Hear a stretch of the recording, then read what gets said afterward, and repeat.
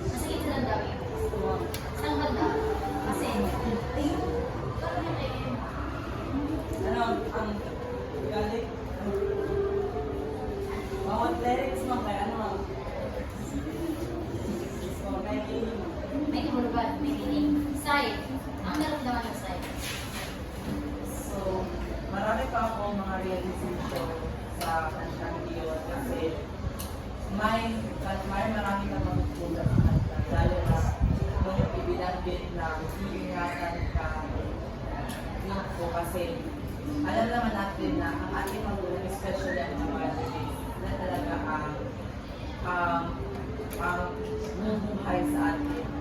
Diba? So, yun, dapat marunong ka manang na tutulong at dapat makalimutan.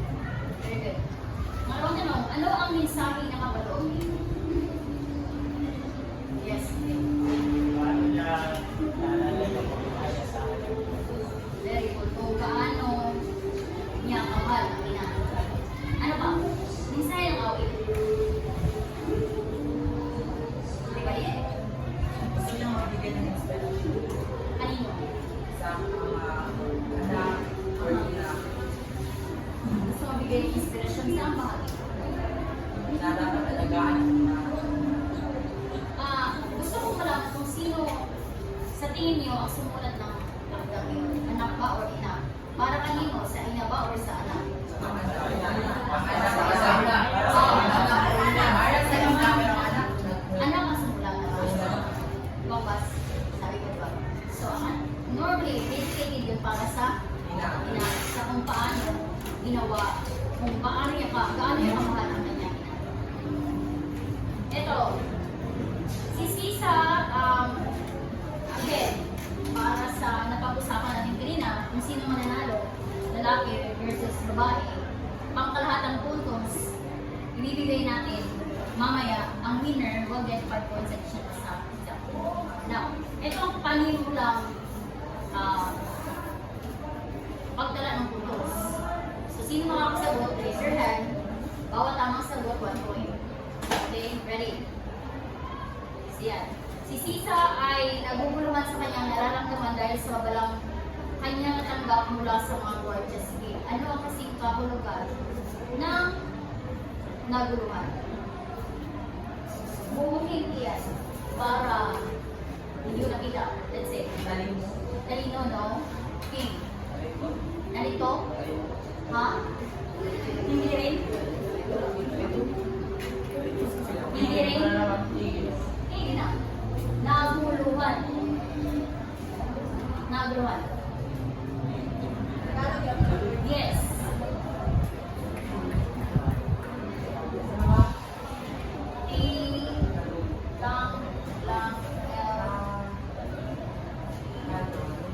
Naguluhan.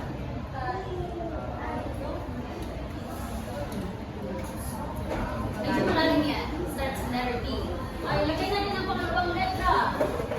Ito. Tiyo. So, L. Luhan at sa O. Parang pinadinig ako. Ulong, hindi.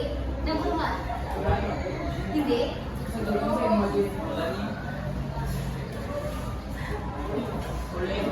Again?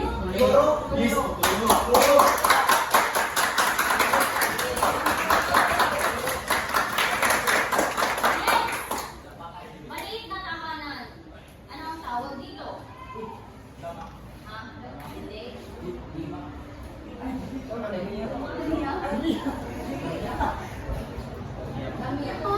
Anong tawag sa maliit na tahanan? Damya? Kubo? Iba pang term. Kubo? Yes!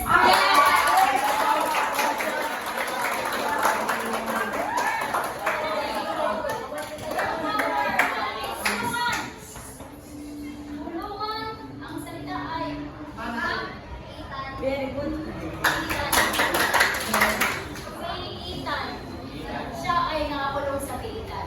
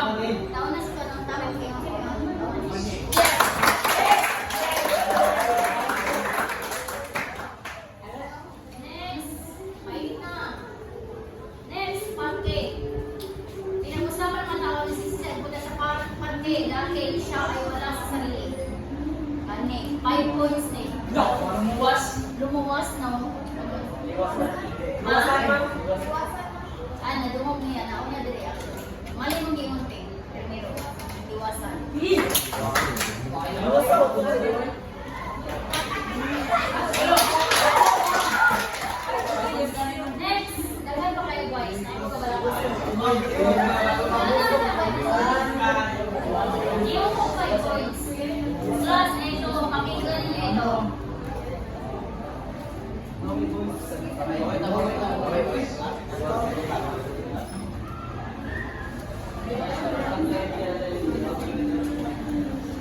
yung kabanata 21, Rome 1, nang nolitang kiri ang pamagat ay kasaysayan ng isang ina.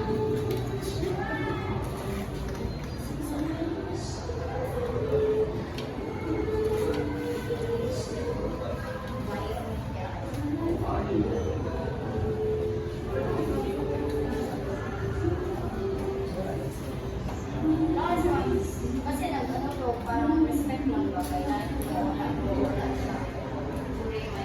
So, appreciate it. Because he's masyado yun. And that's why initially I asked you guys to transfer sa first floor sana. Kasi she can make it near sa taas. Reason lang ba? Because mom is survivor of cancer. Twice. So, ang spirit na ng mom, if there's someone na I good enough, it's mom Ami. She's very matalino. Oh, that's unrecorded. It's out of, pero anyway. Yes.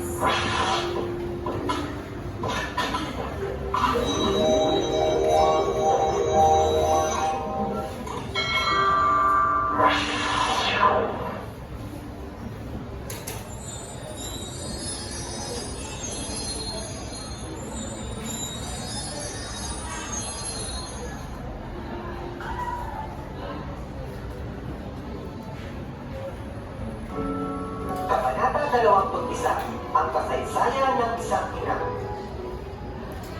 Nalaman ni Sisa na wala na sa kumbento si Crispin, kaya nung madali siyang umalis para uwi ng bahay. Gulong-gulo ang kanyang isip sapagkat hindi niya alam kung ligtas ang kanyang mga anak. Para siyang tatakasan ng sariling bait sa pag-iisip kung paano mailigtas si Basilio at Crispin sa kamay ng mga gwardiya sibil. Tumindi ang kaba ng dibdib ni Sisa nang papalating na siya sa kanyang bahay. Natigilan siya dahil natanaw niya sa hindi kalayuan ang dalawang gwardiya sibil na tangay ang kanyang inahing manok. Saglit na nawala ng kaba sa kanyang dibdib si Sisa dahil hindi kasama ng mga gwardiya sibil ang isa man sa kanyang mga anak. Naisip nito na may taglay na kapagitan ng dalawang gwardiya sibil dahil isa man lang sa kanyang mga anak ay hindi hinuli. Galing man, sa sumunod na sandali, muling sinakmal ng matinding pangamba si Sisa. Nakita si Sisa ng mga gwardiya sibil at sinipasiya ng mga ito. Putol wala ma'am. Tinanong si Sisa kung nasaan ang kanyang mga Tuklok lang yan, ma'am. Ngunit hindi niya alam kung nasaan ang mga ito. Nakapasyon pa yun. Tinutukan si Sisa ng baril ng isang gwardiya sibil at binalaang itatali siya sa puso kung hindi siya magsasabi ng totoo. Pilit na tinanong si Sisa kung saan niya di umano itinago ang dalawang orsang ninakaw ng kaniyang anak. Pilit na pinaamin din siya tungkol sa paratang ng mura. Kahit na nagmamakaawa si Sisa, hindi rin pinakinggan ang kaniyang pangangatwiran. Hindi siya pinaniwalaan ng mga sibil at sa halip, makaladkad na sinama siya sa kwartel. Muling nagsumako si Sisa, pero misto lang ringi ang kaniyang mga kausap. Ipinakiusap ni Sisa na payagan siyang mauna sa paglalakad patungong kwartel dahil napakalaking kahihiyan ang gamutin ng mga gwardiya sibil. Subalit hindi sumang-ayon ang mga sibil at pinayagan lamang siya na mauna ng 20 hakbang pagdating sa bayan. Pagdating nila sa bayan, tiyempong katatapos pa lamang ng misa. Nasaksihan ng mga tao kung paano ipinagtulakan si Sisa ng mga gwardiya sibil. Labis ang tiyan na naramdaman ni Sisa dahil sa panghuhusga ng mga taong bayan sa kanya. Kaagad na ipinasok si Sisa sa kwartel. Nagsumiksik siyang parang daga sa isang sulok. Nanlilimahid at iisa ang kaniyang damit. Gusot-gusot ito. Ang buhok naman niya ay dahil pa ang kinalaykay na dayani. Ang kaniyang isip ay parang ibig ng takasan ng katinuan. Magtatanghali na. Labagbat ang damdamin ng Alperes. Iniutos na palayain na si Sisa. Ngunit hinang-hina na siya. May 2 oras na nang magpasya ang Alperes na palayain si Sisa. Pahinong-inot na naglakad si Sisa hanggang muli siyang makarating sa kaniyang bahay. Dating umakyat siya sa kabahayan. Tinawag ang pangalan ng mga anak. Paulit-ulit, parang sirang plaka. Ngunit hindi niya ito makita. Kahit na pangit-panawag ang ginawa niya, tinungo niya ang gulod at sa may gilid ng bangin, wala ang kanyang hinahanap. Patakbo siyang bumalik sa bahay. Natapunan niya ng pansin ang isang bilas ng damit ni Basilio na may bakit ng dugo sa durungawan. Hawak ang damit, pumanawag siya ng bahay at tinignan sa sikat ng araw ang bilas na damit na nababahira ng dugo. Nilukuban ng matinding nerbiyos ang buong niyang katawan. Ano na ang nangyari sa kanyang mga anak? Hindi madaluman ang nararamdaman niyang kasinghayuan. Naglakad-lakad siya kasabay ng pasaglit-saglit na pasigaw ng malakas. Ang banta ng pagkabaliw ay unti-unting lumalang sa kanyang buong pagkatao. Kinabukasan, nagpalaboy-laboy sa lansangan si Sisa. Ang malakas na pagbiyak, hagulgol at pagsigaw ay nagsasalit at kung minsan ay magkasabay na ipinakita ang kaniyang kaanyuan. Lahat ng mga taong nakasasalubong niya ay nahihintakutan sa kanyang itsura. Mga tulong sa pag-aaral. Hindi ang algares ang nagpataki kay Sisa. Ang nagputos sa mga sibil ay ang sargento. Ang pagkabaliw ng isang ina dahil sa mga kapangap. O, tingnan natin ito lang ang awan. Ilang, magkano ang pinanihula ang ninakaw ng anak ni Sisa? Very good. Dalawang wansa. Kaninong damit ang nakita na may dugo? Basilio. Lalaki. Maglalaki ang Dennis Tom. Next, sa tingin nyo, ano kaya ang gusto yung Maria Rizal para sa isang ina? Next. Siguro ang naipagkakaliwating ko para sa mga ay ang ina na pinapakita sa mga ginagawa dyan ay hardworking, kaya nang gawin para sa kanyang mga anak. Gusto na siguro makita na ang pagiging ina ay isang responsibilidad na gampanin ng isang ina o isang tao. Kasi kung isa kang ina, dapat marunong kang umalagan yung mga anak o sa iyong pamilya. Yan siguro ang kanyang gustong ipanuwatin na dapat alagaan mo yung mga anak at dapat marunong, dapat responsible ka sa inyo. Very good, 1 point. Next question. Para sa larangan ng kapangyarihan ng gobyerno, ano gusto ipakita ni Rizal? Again, itong Walang Angere, sa nalalaman nating lahat, ay isang paglalarawan ng sitwasyon noon na gusto ipakita ni Rizal. Ang tanong ko, anong gusto ilarawan o ipakita ni Rizal sa larangan ng pamahalaan? Anong gusto niya ikaw nauwas sa mga tao? Ma'am, diba? Aba, ano si ma'am ka na akin na Tagalog? Mas makaangat ang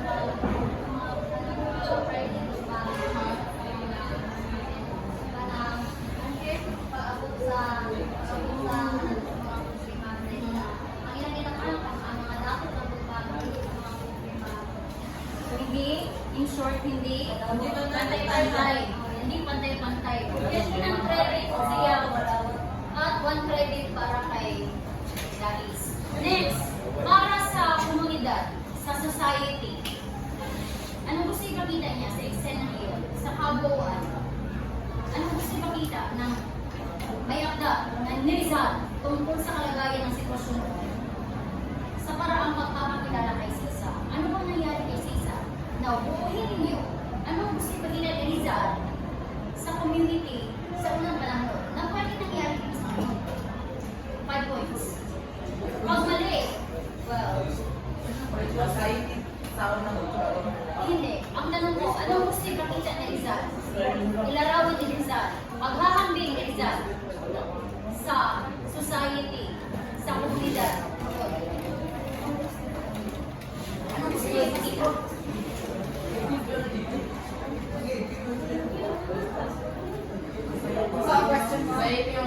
Yes. Anong gusto ipakita, ipaliwati, paramdam, ipakita ni Rizal sa uri niyang pamumuhay noon or sa uri ng mga kapatid? Sino ba? Sige, ikaw lang. Tumatawag ay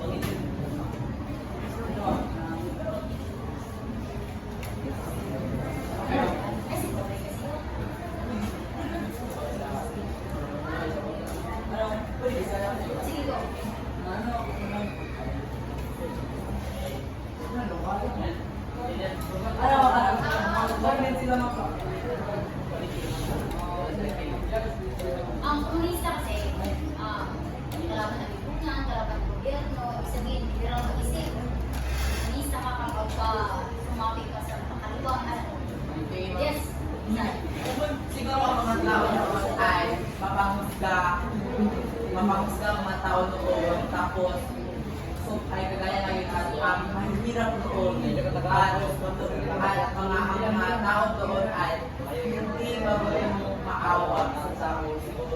Like, pinapakita sa buod na ating pinalaki ngayon ay yung pinabayaan na nila, nakilala na si Sisa ay parang may sakit na sa kanyang pag-iisip. Pero ang mga tao doon ay imbis na kanilang tulungan o alagaan, ang kanilang ginawa ay hinusgahan nila,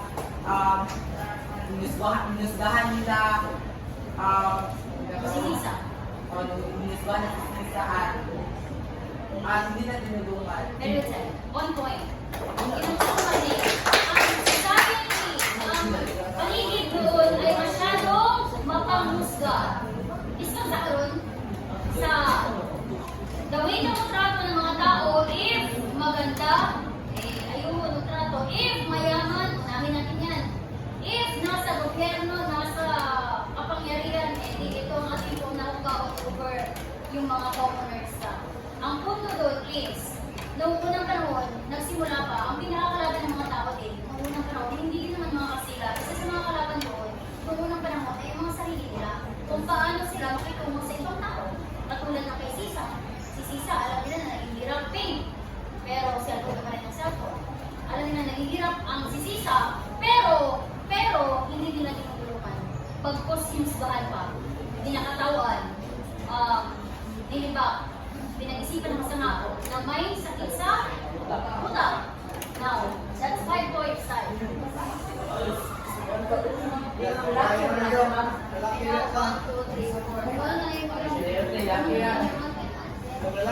Next!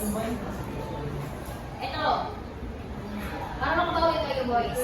Meron tayong tinatawag na hindi pa. Faxer pa. Ano yung faxer pa? Pag-fax, tutulungan. So, meron akong hindi. Meron akong ilalahad na pahayag kapag fax, thumbs up na lang inyong ito, thumbs up. Fax na siya. Pag bluff is ano. So, investigating, kailangan yung bumoto, unanimous ha. Pag unanimous, kamutanan. Decide. Ayaw mo pagpataka. So, meron akong isang leader na i-appoint dito. Kinsa leader gusto niyo?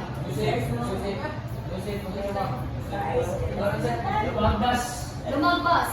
Tikas. Cyrus. Again.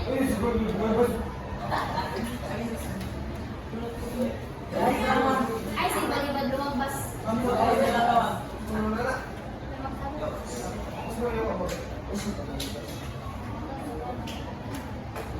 Bravo.